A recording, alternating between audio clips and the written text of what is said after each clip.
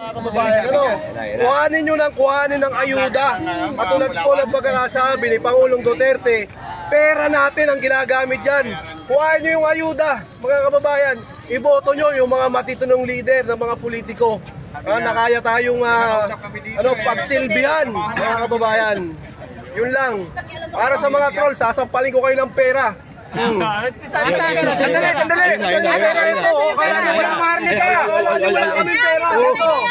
Wala yan. 500 billion Maharlika Investment Fund, saan napunta? Wala na akong balita eh. Bakit? Ang aga-aga, ang bilis-bilis nila pinasa yung Maharlika Investment Fund na yun. Ano nang balita ngayon? Nasaan na? Nga. Diba? Nakaninong bulsa na yan. Tayo nagtatanong lang tayo, mga kababayan. Habang patuloy yung pagbalat nyo sa mga Duterte, hindi po kayo magtatagumpay. Habang binabalatan nyo yung mga Duterte, paging si Inday Sara Duterte, mas minamahal siya ng mga tao, mas minamahal siya ng mga Pilipino.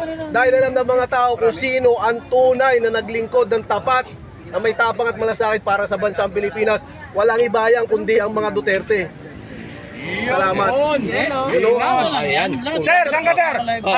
Anong tatakbo? Senador, congressman, party list, ano? Wala, simpleng mamamayang Pilipino lang tayo na sumusuporta sa team ng PDP at sa mga magagaling na mga politiko. Huwag kayong magpapabudol-buli.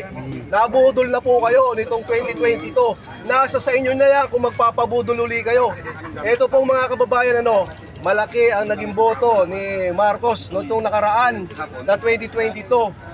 So, marami din na nagsasabi na nabudol sila. Sa tingin nyo, makakakuha pa sila ng ganung kalaki na mga botante? Hindi na po yun, mga kababayan. Marami na nagising at patuloy na nagigising. Muli, bilang uli na lang, huwag kayong magpapabudol muli. Tayo lahat. Tayo lahat. Gustusin ng mga vlogger na... Yan nga ako nagagalit eh. Kaya in-inform ko sa inyo lahat. Ito yung gustusin ng vlogger. Ayan. Na nakatira sa kondominyo. Kondo pala nakatira eh. Sa kondo pala. Ay, kung gustusin pa nakatira sa Peninsula Garden. Ayan o. Ito eh. At Kaya sasabihin nyo, gusgusin. Gustusin, hampas lupa daw, patay gutom pa. Mapapasana ulit ang kami para maano namin. Nasa namin yung kondo. Hindi pa ako nakatulog sa kondo. Pero sinabihan ka nila na gusgusin. Papayag ka ba? Payag ako, hayaan mo sila. Mas maganda yung mapagkukumbaba kaysa mayabang ka. Yun pala yun. Wala ito, walang laman. At ang tao at ang Diyos ay magtataas sa atin. Hayaan mo na saan lang. Ipatay gutom daw, buskusin na hampas lupa pa. Ayan, yes, tama. Kaya tayo, mga ladies vlogger, sabi niya simple yan. Sila talaga mas mayayaman kasi mayayaman, magnanakaw! Yun pala yun ang sagot doon. Ang magnanakaw ay kasinungalingan, kakarawa ng kasinungalingan. Ayun. Ano unang-una dyan? Yung 203 million. Bayad din. State tax. Saan nyo? Kailan nyo bayaran yan sa taong bayan, mga kababayan natin? Yung 89.9 billion, bakit nyo kinuha sa taong bayan yan? Ay pera ng tax ng mga member yan, hindi yan pera ng gobyerno. Ayun. Plus yung 1.4 billion araw-araw na flood control. Budget. Hindi lang budget yan. Talagang ninanakaw na nila yung pundo. Yan, hindi budget yan, totoo yan. Hindi sasabihin. Plus, yung ikinabit pa nila doon sa original na budget ng Pilipinas na 6 billion plus at trillion. At sabi nga ni Atty.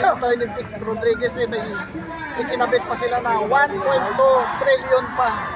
Grabe po kapag nanakaw talaga. Kaya tayo mga DDS, ay tis-tis lang tayo.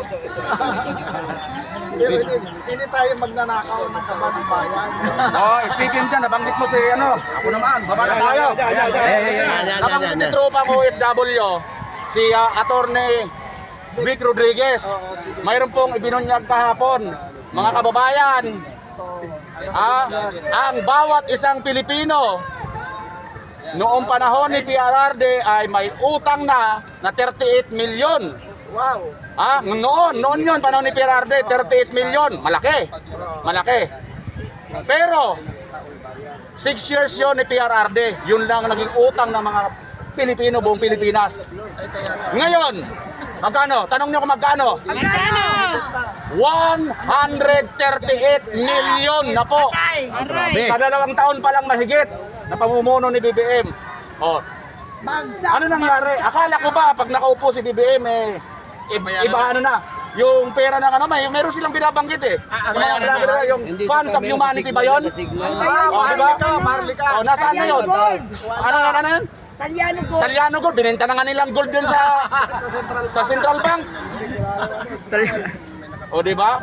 Yan po ang problema natin mga kababayan. Kaya tayo po mga ordinaryong mamamayan, magising-gising po tayo. Pinagluloko po tayo ng kakarampot na ayuda. Huwag po tayong palilinlang. Kasi dyan po nila tayo ginagawang bobo at tanga.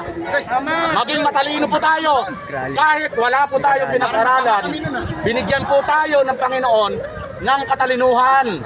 Mayroon po tayong puso, may isip para makiramdam. Mayroon po tayong 5 senses paningin, pandinig, pangamoy. Naamoy nga natin agad yung yung malansang isda Ito pa kanang ginagawa nila. Kaya mga kababayan, ito na naman, eleksyon na naman. Cycle lang ito, ulit lang ganito. Pag hindi tayo gumawa ng sarili nating pasya, anong pagpapasya? Tandaan natin, pag isang kandidato namigay ng ayuda, maliwanag pa sa sikat ng araw, babawiin sa atin yan. Sigurado. Doble, triple. Itagaan nyo sa bato. Pag hindi yan tumagos, bahala na kayo sa buhay ninyo. Nahubara na nga yung iba dyan Ano ba na? Oo. Ano na maskara nila? Nahubara na si Kimbot. Oy! Ano mo, Elian, ang Rilaw. Ay. Kimbot. Hindi nga. Bakit timbot? Kumikimbot Sige nga. Sample nga sir. Sample. Kimbot. Wag na. Basta si Kimbot, hinubara na ng taong bayan. Si Atras. Si Atras Abante. Ano masabi mo? Isa ding buhaya yan. Grabe naman yun. Ano kayo pagkain ng mga buhaya? Ay, siyempre. Pastor. Ordinary pastor, milyon-milyon na kinakain. Demonyo pala. Ay, ganon. Siya pala siyang demonstrador. Demonstrador yan. Nagpapadiwal-diwal pa, nakakahiya. Lalo na yung isa dyan. Sino? Yung King of Brook. Ay, Mampanga Mercy. Shout out. Alam niyo na kung sino yan. Siya ang pinakamalaking kontraktor sa buong Pilipinas. Government contractor. Wow. Sabi ni Joel Villanueva yan Sino? Si Saldico